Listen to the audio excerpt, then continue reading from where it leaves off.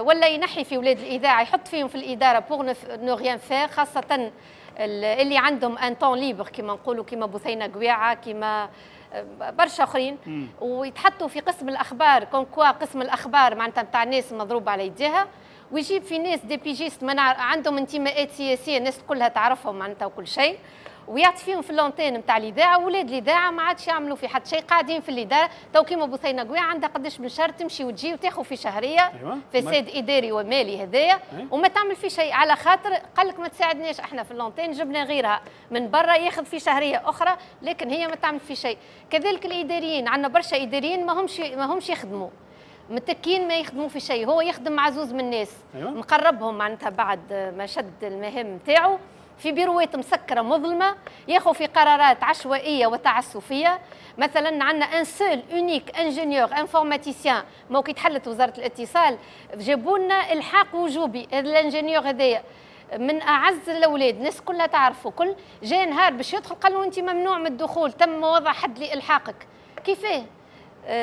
قامت الدنيا نادية هداوي كيف تم منعها من الدخول. نادية نجوى كذلك زهير، عندنا عدة وجوه ما عادش تدخل الإذاعة، باغامون حتى أم زياد ما عادش تدخل الإذاعة، صديق ما عادش يدخل الإذاعة، توا اون فيان دو لابخوندر. رئيس مصلحة سابق عمل بأعماله في الناس اللي كانوا قبل يخدموا معاه، توا هو بي دي جي قاعد الناس اللي خدمت معاه قبل وما كانش متفاهم معاه، وحتى اللي كان متفاهم معاه قاعد يصفي في حساباته معها. المديرين العمومية خاصة في تونس المركزية فما 3 من الناس يحكموا فيها يعملوا ما بدا لهم. أنت اليوم روحت من البيرو مشيت لدارك، غدوه الصباح ما تحبش تعرف على روحك، قاعد في البيرو ينقز التليفون يهزك يقول لك مدام اليوم باش تخرج بالبيرو حاجتي بيه، علاش فما؟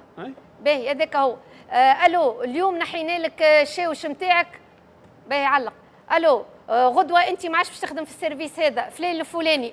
مثلا عندنا برشا تقنيين اللي عنده اختصاص مثلا شادد انتم تقولوا التنسيق الاذاعي، لا ذاك ما يساعدوش في التنسيق، يهزوا للدوكيومونتاسيون، حسيروا كما نقولوا احنا شكشوكه الاذاعه، حتى حد ما عاد في بلاصتو وما يعرف روحه شنو مستقلين على العمل. 24,000 مطلب شغل، مطلب في المناظره، يلغي المناظره هذه ديغنيغمون واحنا ما في بالناش نسمعوا من برا.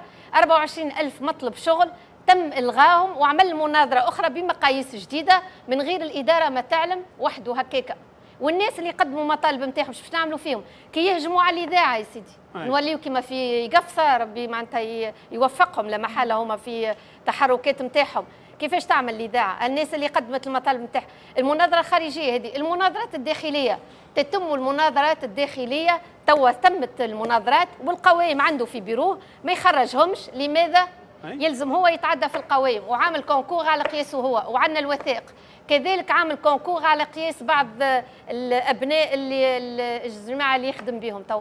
وكتب لنا مدام معناتها انا متفاجئ مدام سيام عبد الرحمن، يعني في الشيء اللي قاعد تحكي لنا فيه تجاوزنا الخط التحريري، تجاوزنا التعيينات، ولات امور في التسيير في البلايص نتاع العباد داخل الاذاعه الوطنيه. هل كان لكم تحرك عند السلطات؟ مشينا قابلنا في المجلس التأسيسي للنواب، مشينا قابلنا هزينا ملفات لحركة النهضة، للتكتل، للسي بي هذوما الترويكا، مشينا لقصر الحكومة كذلك بلغنا ملفات، لو جي تي تي بلغنا في عند القضاء به هو السيد هذا، وعنده جلسة نهار 18 أكتوبر واستدعاه القاضي خاطر مراءة قانون ما نجمش معناتها أمور كيما هكا الناس تخاف من نعرف كيف يسير وما نكذبش عليكم انا كنت مديرة شؤون قانونيه للاذاعه والتلفزه مده 12 سنه، وبعد كي تقسمت اذاعه وتلفزه خذيت الاذاعه، ولم يذكر اسمي في ملفات الفساد كان سمعتوش بالنسبه للتلفزه الى يوم الدين هذا.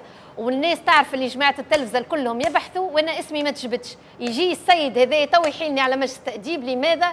للفت النظر للفساد الاداري والمالي، خاطر طلبت التدقيق، طلبت معناتها اوبيراسيون دوديت ادمينستراتيف اي فينانسيير للاداره نتاعو السيد هذا من نهار اللي بدا في الخزعبلات هذه نتاعو. لوين ماشيه الامور مع المدب اللي انت قاعده تحكي عليه توا مدام سيام عبد الرحمن اللي هو المدير العام للاذاعه الوطنيه؟ احنا الامور ماشيه معناتها ان شاء الله، امورنا معناتها منظمين صفوفنا. نجم نوصلوا الى اضراب في الاذاعه؟ نجم وارد جدا، وارد جدا وارد جدا، خاصه رفع الشاره الحمراء ونحاولوا خيالنا نتاع النقابه اون لي زامبليك، وكل ما كنتم تعرفوا زاد كذلك موضوع النقابات في المؤسسات الاعلاميه وكذلك نقابه الصحفيين، ونحبوا يعني ماشيين في التصعيد.